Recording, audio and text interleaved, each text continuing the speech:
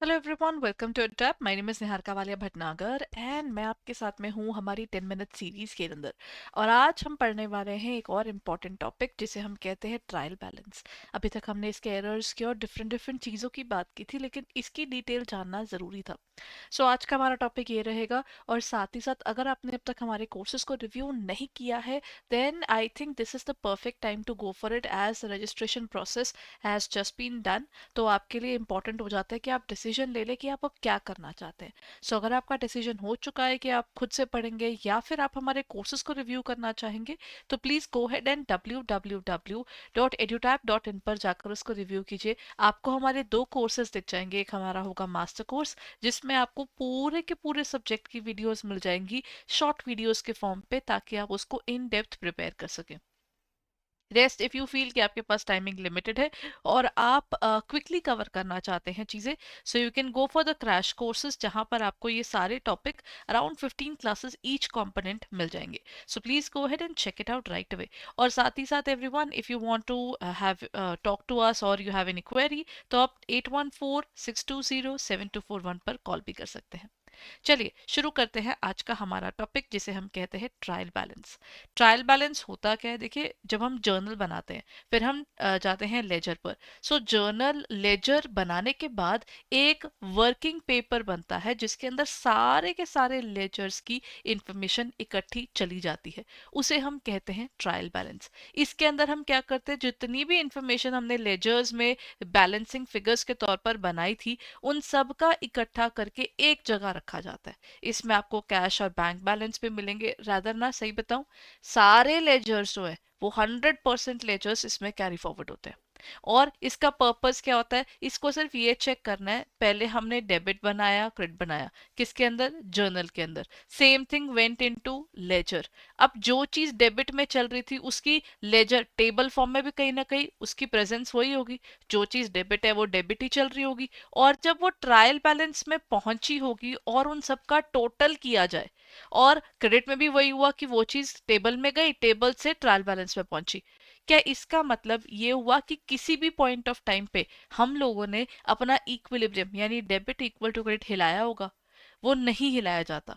Law के according अगर हम इसकी बात करते हैं ना, जो हमारे लॉज ऑफ अकाउंटिंग की बात करते हैं, जैसे साइलेंट लॉज ऑफ अकाउंटिंग, देखिए जो चीज डेबिट और क्रेडिट में पहले बटी हुई थी, आप उसको 10,000 प्रोसेसेस से निकाले, वो तब भी debit is equal to credit रहना चाहिए। अगर वो नहीं है, यानी उस समय अरिथमेटिकल एक्यूरेसी आपको नहीं देखने को मिल रही। और उसी को चेक करने के लिए ट्रायल बैलेंस बनाया जाता है। It is just a pure working paper. ये वर्किंग पेपर ही है, उसके ऊपर कुछ भी नहीं। ठीक है, इसके थ्रू हमारी फाइनेंशियल स्टेटमेंट्स बनती हैं। और यूजुअली ये प्रिपेयर किया जाता है साल के अंत में, ऐसा नहीं होता, कई बार ये लोग क्वार्टरली भी प्रिपेयर करते हैं। फॉर एग्जाम्पल, बैंक्स में क्वार्टरली आरबीआई को इन्फॉर्मेशन सबमिट होती है। बहुत सी कंपनीज है जो लिस्टेड है, जो सेबी को क्वार्टरली अपनी इन्फॉर्मेशन देते हैं। सो एवरी 3 मंथ्स भी ये बनते हैं। It's very very normal. और ये फैसिलिटेट किसको कर रहा है? फाइनेंशियल स्टेटमेंट्स यानी फाइनल अकाउंट्स को। So when you talk about trial balance, ये क्या है? बुक कीपिंग, रिकॉर्डिंग की चीज है, एनालाइजिंग की नहीं। ये एक वर्कशीट है जिसमें हम सारे के सारे लेजर की इंफॉर्मेशन यहाँ पर ले जाते हैं। डेबिट और क्रेडिट अकाउंट्स के टोटल यहाँ पर डल जाते हैं। इसके बाद आ जाता है इसका फॉर्मेट क्या है।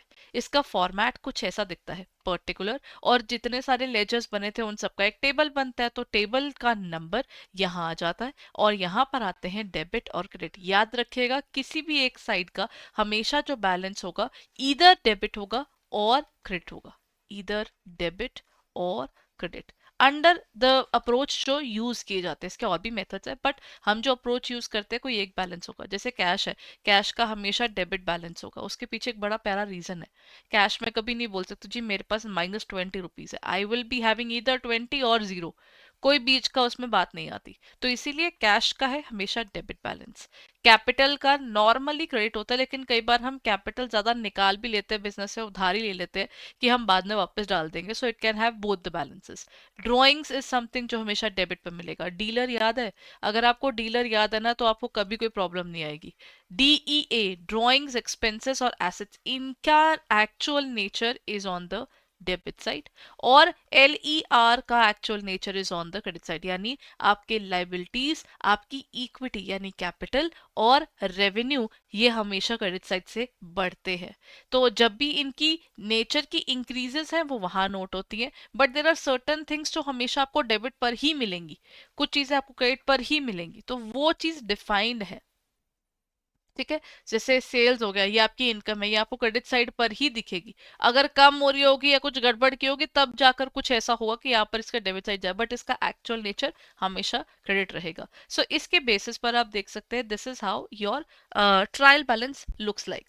ठीक है, इसमें कितने सारी चीजें हैं, इसमें सारे के सारे एलिमेंट जो हमारे लेजर से उठकर आ रहे हैं वो यहाँ लिखते हैं, और देखिए एंड में किया जाता है इसका total. That's our trial balance. और इसका ना कुछ मेथड्स होते हैं, जैसे मैंने आपको कहा ना, नॉर्मली इसके ना जो मेथड्स है, एक ग्रॉस होता है और एक नेट होता है। इसमें एक फर्क क्या होता है, ग्रॉस में ना, इसमें हम लोग, जो मैंने अभी आपको पीछे फॉर्मेट दिखाया वो नेट ट्रायल बैलेंस का मेथड था, यानी हम ना हर चीज का, जितने भी लेजर हमने बनाए थे उसमें डेबिट इक्वल टू क्रेडिट हमने कंप्लीट करा है। यानी अगर मेरी डेबिट साइड पर बैलेंस 20,000 था और क्रेडिट साइड पर बैलेंस उस टाइम 24 बन रहा था, इसका मतलब डेबिट में मेरी बैलेंसिंग फिगर डली होगी 4,000 रुपए की, है ना। मान लीजिए कि मेरे पास ना चलिए इसको ना मैं कैश के थ्रू बता देती हूँ। अगर मेरे पास कैश में इस साल डेबिट साइड में आया था टोटल 20,000, खर्चा हुआ कम यानी हुआ 16,000 का, तो मेरे पास बुक्स के अंदर नोट होना चाहिए ना, balancing figure is of 4,000 rupees, isn't it. जो क्या है, मेरी कैश का बचा हुआ पैसा जो मेरी बुक्स में नोट होना चाहिए, तभी ये 20 इक्वल टू 20 बनेगा। आउट ऑफ 20 16 लग गया, 4 अभी भी बुक्स में पड़ा है। तो ये चीज जो हम पूरी कंप्लीट करके बैलेंसिंग फिगर निकालते हैं और इसको हम ट्रायल बैलेंस की तरफ लेकर जाते हैं, तो ये कहलाता है नेट ट्रायल बैलेंस, क्योंकि आपने पूरी वर्किंग करी ना। क्योंकि अकाउंट्स का सिंपल रूल, डेबिट हमेशा क्रेडिट के इक्वल होगा, और आपको उसकी बाइफरकेशन ढूंढनी है बस, कि 20,000 रुपए आए थे कैश में और उस कैश में से 16,000 16,000 was spent and what we were left with was 4,000. So technically you can just find out the diversification कि उसके अंदर कौन सी चीज कैसे डली है, that's it. ठीक है, अब इसके अंदर अगर आप इनकी वैल्यूज को पिक करते हैं तो इसे हम कहते हैं नेट ट्रायल बैलेंस, क्योंकि आप सबको माइनस प्लस करने के बाद वैल्यूएशन कर रहे हैं। ग्रॉस में ना I can say we are just being lazy. What do we do, हमने बोला कि डेबिट साइड का कैश का टोटल 20 था जी, और क्रेडिट साइड का टोटल पता है कितना था, कहते कितना, कहते 16 था, कहते बस ठीक है, इन्हीं वैल्यूज को पिक करके आप डाल दीजिए ट्रायल बैलेंस में।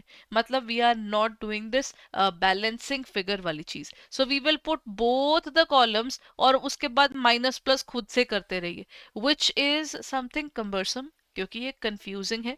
और इसीलिए जो यूज होता है ना, the one that is actually used is your net trial balance. पता है, they went into another level which they called combined वाला। कंबाइंड के अंदर इन दोनों के कॉलम्स बनाए जाते हैं, मतलब दो कॉलम्स जिसमें हमने ग्रॉस यूज किया हुआ है और दो कॉलम्स जिसमें हमने नेट यूज किया हुआ है, और दोनों जगह डेबिट क्रेडिट आता है। ये वाला मेथड नॉर्मली इस्तेमाल होता ही नहीं है, because it is just not useful at all, right. Okay, before I and the session जरा देखिए क्या आप ये क्वेश्चन कर सकते हैं, what is the primary principle of conservatism concept. Conservatism concept का एक और नाम है, इसे कहा जाता है प्रूडेंस। ओके, इसका आंसर भी साथ में दिख गया, so let's look talk about it in detail. Prudence का मतलब होता है कि आप ना आने वाले लॉसेस के लिए तैयारी कर लीजिए, लेकिन जो आपके प्रॉफिट्स आने वाले हैं उनको पहले ही रिकॉर्ड करना मना है, ये चीज कहती है accounts. So that talks about record all expected profits and gains, नहीं, प्रॉफिट्स और गेन्स कभी भी एक्सपेक्टेड पहले नोट नहीं होते। Ignore future uncertainties, you have to consider the uncertainties, account सीधा बोलता है अनसर्टेनिटीज आती है उनको नोट करके रखिए। Minimise report profits for stakeholders, धोखा हो जाएगा अगर आपने उनको नहीं बताया, फुल डिस्क्लोजर प्रिंसिपल के अगेंस्ट है ये। आपकी मेन पॉइंट आता है कि रिकॉर्ड कीजिए एक्सपेंसेस और लॉसेस को जब वो प्रोबेबल होते हैं, और गेन्स को सिर्फ तभी जब वो आते हैं। यानी आने वाले समय में एक्सपेंसेस और लॉसेस के लिए तो आप पैसा तैयार रखें कि ये तो चाहिए, लेकिन गेन्स के लिए जब पैसा आएगा हम तभी बात करेंगे, तब तक हम बात नहीं करते। ये है हमारा पूरा information regarding the trial balances. अगर ये सेशन इंपॉर्टेंट था, प्लीज इसको लाइक कीजिएगा, चैनल को सब्सक्राइब कीजिएगा, और हमारे जल्दी से कोर्सेज को रिव्यू कीजिए, एंड एनरोल कर लीजिए। Thank you.